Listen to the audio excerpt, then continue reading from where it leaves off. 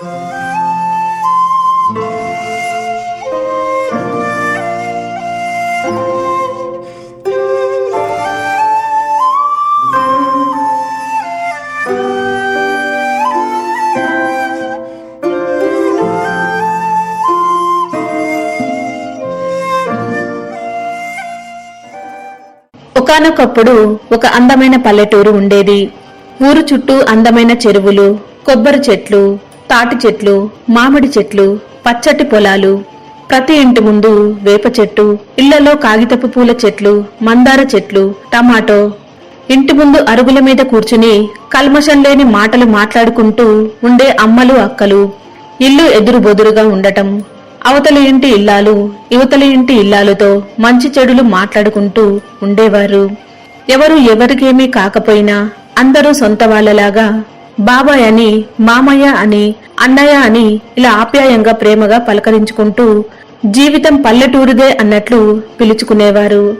కాలాల వారీగా అర్ధరాత్రి దాటిన తరువాత చేతిలో ఒక లాంతరు పట్టుకుని ప్రతి వీధి తిరుగుతూ ఊరు బాగుండాలని కోరుకునే జంగమయ్యలు తెల్లవారుజామున 4 గంటలకే విచిత్ర వేషధారణతో డమరుకాన్ని వాయించుకుంటూ ఊరు బాగుండాలని ఇంటింటికి తిరిగే బుడబుక్కల వాళ్ళు, ఎద్దుని అందంగా అలంకరించి సన్నాయి పాటలతో ఇంటింటికి తిరుగుతూ దీవెనలు అందించే గంగిరెద్దు వాళ్ళు హరికీర్తనలు పాడుకుంటూ తాంబూరా భుజాన పెట్టుకుని తిరిగే హరిదాసులు ఇంటి ముందుకు కలకలలాడుతూ వచ్చేవారు. వారి మాటలకు, చేష్టలకు ఇంటి ఇల్లాలు ముగ్ధులయ్యి ధాన్యమో లేదో చిల్లర డబ్బులతో ఇచ్చి పంపేవాళ్లు. ప్రతి ఇంటి ముందు హరివిల్లు లాంటి ముగ్గులేసేవారు. ముగ్గులన్నీ కలిసి ఊరు మొత్తం ఒక్కటే ఇల్లులా, ప్రజలందరూ కుటుంబ సభ్యుల్లా ఉండేవారు. పొద్దున్నే ఇడ్లీ రామయ్య ఒక చేత్తో ఇడ్లీ పాత్ర, ఒక చేత్తో చట్నీ పాత్ర పట్టుకుని బజారు తిరుగుతూ ఇడ్లీలు అమ్మేవాడు. పొద్దున్నే పాలు తెచ్చుకుని కాఫీ తాగి ఇంటి ముందు కూర్చునేవారు. అదే సమయానికి పొలానికి వెళ్లే అరకలు చప్పుళ్ళు, గంటల చప్పుడులతో దారులన్నీ కలకలలాడుతూ కొంతమంది ఇళ్లలో మేకలు, గొర్రెలు అరుపులు, వేప చెట్టు మీద నుంచి కాకుల అరుపులు, కళ్ళు గీయటానికి వెళ్లే వ్యక్తులు, ఊరి బయట ఉన్న తమ ఈత చెట్లు, తాటి చెట్ల వైపుకు భుజాన మోకు తగిలించుకుని వెళ్తుండేవారు. పొద్దున్నే అయ్యే సమయానికి గొడ్లు కాసే వాళ్లు ఊళ్ళోని గేదెలను తోలుకొని వాటిని మేపుకు రావడం కోసం పొలాల వైపుకు వెళ్లేవారు. పండుగలు వచ్చాయంటే గుమ్మాలకు పసుపు రాసి బొట్లు పెట్టి మామిడి ఆకులతో తోరణాలు కట్టి పూలదండలతో అందంగా అలంకరించేవారు. తర్వాత అందరూ కొత్త బట్టలు కట్టుకుని ఊరిలో ఉన్న దేవాలయాలకు వెళ్లి కొబ్బరికాయలు కొట్టి తమను చల్లగా చూడమని దేవుణ్ణి ప్రార్థించేవారు. ప్రసాదం తెచ్చుకునేవారు. ప్రసాదం కోసం అయ్యగారి దగ్గర ఎగబడేవారు.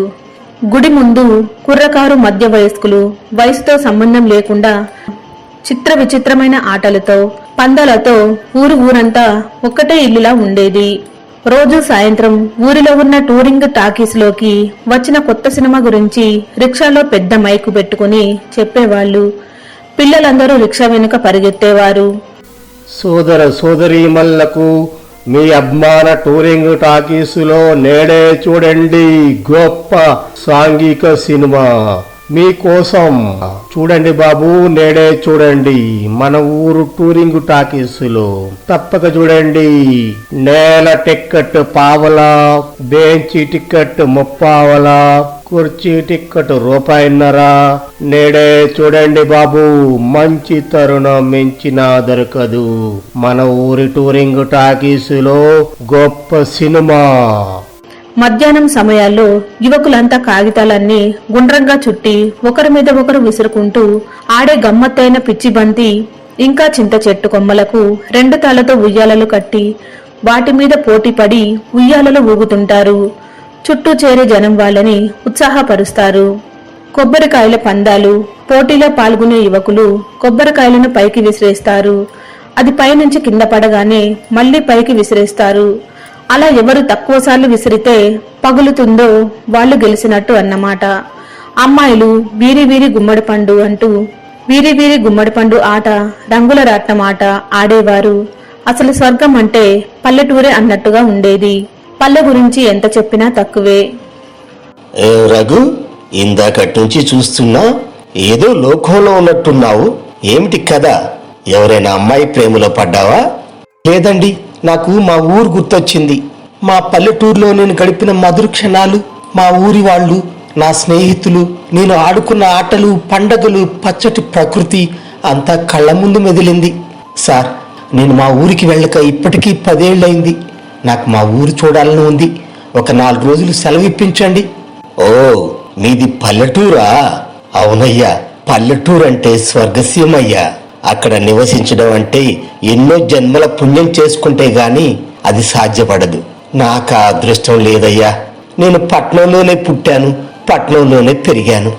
ఈ పెట్టగోడల్లాంటి ఇరుకు గదుల్లో నివసిస్తూ అదే గొప్ప అనుకుంటూ ఈ జనారణ్యంలో మరమనిషిలా జీవిస్తూ పొద్దున లేచింది మొదలు కాలుష్యం పీలుస్తూ ఇదిగో ఈ కర్మాగారం నడుపుతున్నానయ్యా.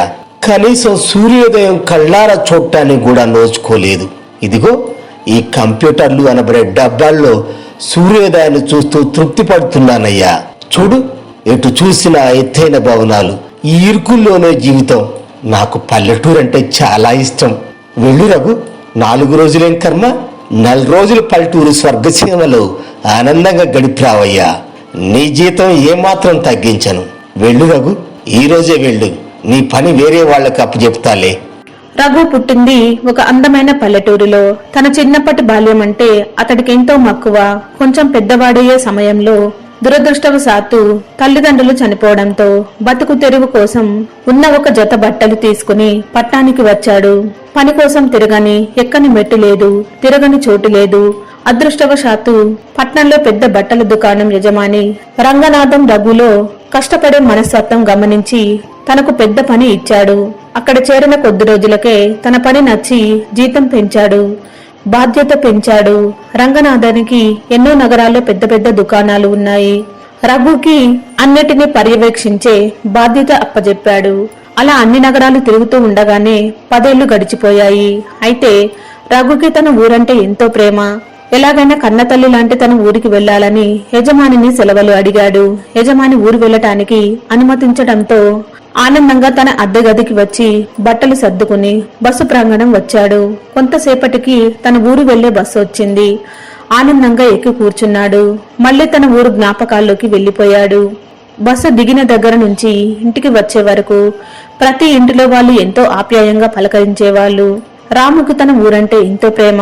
కల్మషం లేని మనుషులు, నిజమైన ప్రేమతో కూడిన పలకరింపులు రాముకి చాలా ఇష్టం. ఓ రఘుబాబు, ఇదేనా రావటం? ఎన్నాళ్ళేంది నిన్ను చూసి. మనిషి బాగా చిక్కిపోయావు. సమయానికి అన్నం తింటాం లేదా? మా ఇంటికి పోదాంరా. ఇప్పుడే ఈతకల్లు తీసుకుని వస్తున్నా. ఒక గ్లాస్ తాగిపోదు గాని రా, ఒంట్లో వేడి తగ్గిపోతుంది. మా ఇంటికి పోదాం పద బాబు. ఎన్నాళ్ళేందో నిన్ను చూసి. ఇప్పుడేం వద్దులే కృష్ణ, నేను సాయంత్రం వస్తాలే. పిల్లగాళ్ళంతా బాగున్నారా కృష్ణ? అలా బస్సు దిగిన దగ్గర నుంచి ఇంటికి వచ్చే వరకు ప్రతి ఇంటిలో వాళ్ళు ఎంతో ఆప్యాయంగా పలకరించేవాళ్ళు. రాముకు తన ఊరంటే ఎంతో ప్రేమ. ఏరా రఘు, బాగున్నావా? నలేంద్రాన్ని చూసా. ఇప్పుడేనా రావటం? రారా పోదాం. మన వాళ్ళంతా నీకోసం ఎదురుతున్నారా. నీకు సంగతి తెలుసా? మన ఆంజనేయులకి పెళ్ళైపోయిందిరా. పక్కూరే. అమ్మాయి కూడా బాగానే ఉంటుందిరా. పిల్లం వచ్చిందిగా. ఇప్పుడు వాడు మన బ్యాచ్లో లేడు. అరే, నువ్వు ఇంటికి పదా, నేను కొట్టుకాడికి పోయి ఇప్పుడు వస్తా. ఈరోజు మనోళ్ళు అందరం పెద్ద ఎత్తున మజా చేద్దాంరా. సరేరా సైదులు, నేను మా ఇంటికి వెళ్ళి అమ్మకి చెప్పి వస్తాను. నువ్వు ఇక్కడే ఉండురా, వెంటనే వస్తాను.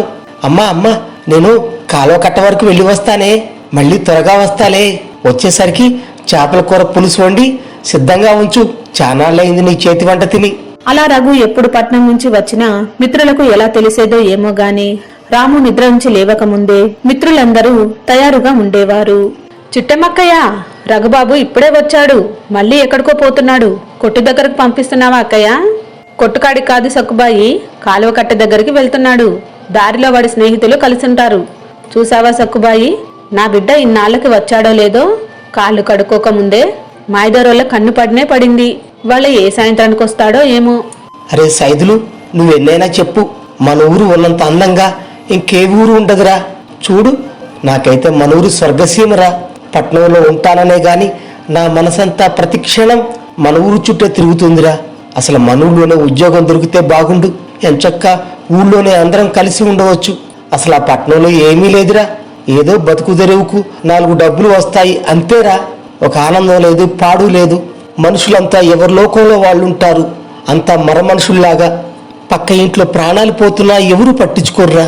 ఎవరి లోకం వాళ్ళది. ఏం పట్నం రాది. అదేనరా అట్ట మాట్లాడుతూ మన ఊళ్ళో అందరూ నువ్వు పట్నం వెళ్ళావని, పెద్ద గొప్పడు అయ్యావని, నిన్ను ఆదర్శంగా తీసుకోవాలని చెప్తుంటారు. నువ్వేమో పట్నం బాగోలేదని, మన ఊరే బాగుందని అంటున్నావు.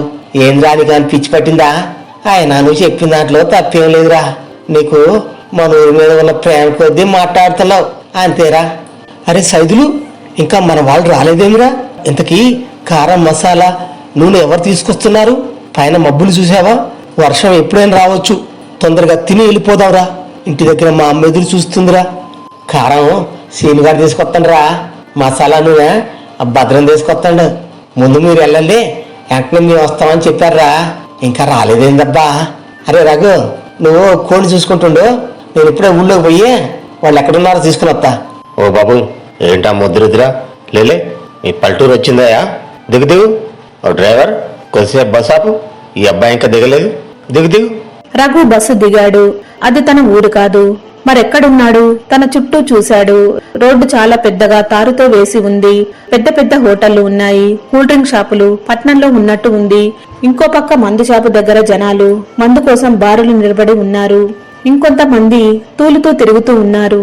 ఎటువైపు చూసినా ఒక చెట్టు కూడా కనిపించడం లేదు. అప్పుడప్పుడు కొన్ని కారులు వస్తూ పోతున్నాయి. అది తన ఊరు కాదు.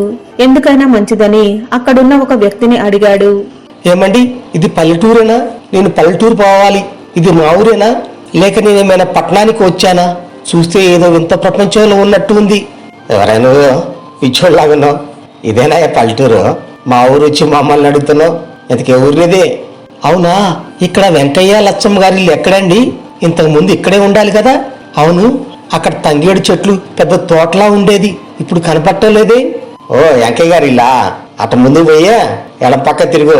ఆ బెడానకాల నుంచి 3వ ఇల్లే వెంకయ్య గారిదే. ఇక తంగిడి చెట్ల అవన్నీ పీకేసి అదిగో ఆ బంగ్లాలో కట్టారు. సర్లే గాని నీకు ఆ డబ్బులు ఏమైనా ఉంటే ఇవ్వు. మనసంతా ఒకటి లాగుతుంది.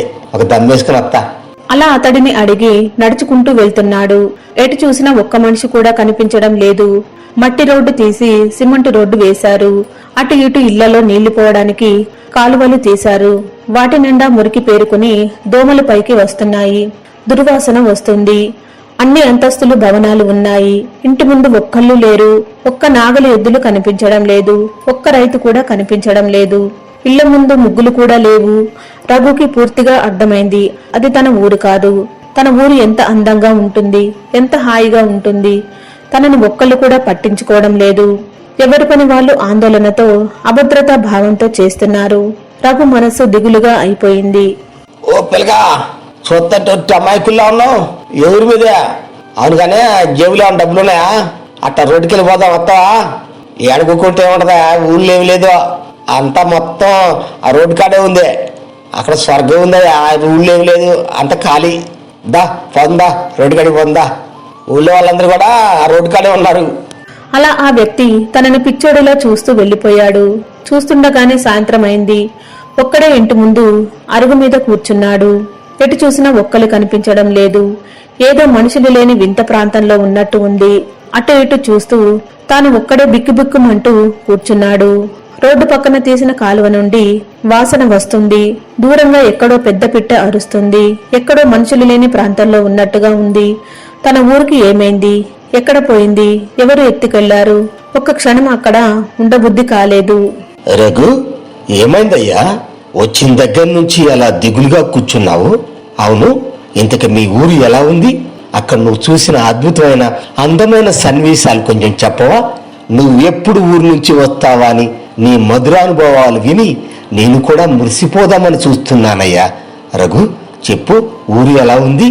రఘు తన ఊరు గురించి, ఎదురైన అనుభవాల గురించి జరిగిందంతా చెప్పి కన్నీళ్లు పెట్టుకున్నాడు. పల్లెటూరు గురించి తెలుసుకున్న అతడి యజమాని కూడా కంటతడి పెట్టాడు. మా ఛానల్లోని స్టోరీస్ అన్ని మీకు నచ్చినట్లయితే లైక్ చేయండి, షేర్ చేయండి, సబ్స్క్రైబ్ చేయండి. అలాగే పక్కనే ఉన్న బెల్ ఐకాన్ని క్లిక్ చేయండి. మీ విలువైన సమయాన్ని మా కోసం కేటాయించి మీ అందరి సపోర్ట్ మాకు ఇస్తున్నందుకు మీ అందరికీ ధన్యవాదాలండి. మరింత సపోర్ట్ చేసి మా ఛానల్ని ముందుకు తీసుకువెళ్ళండి.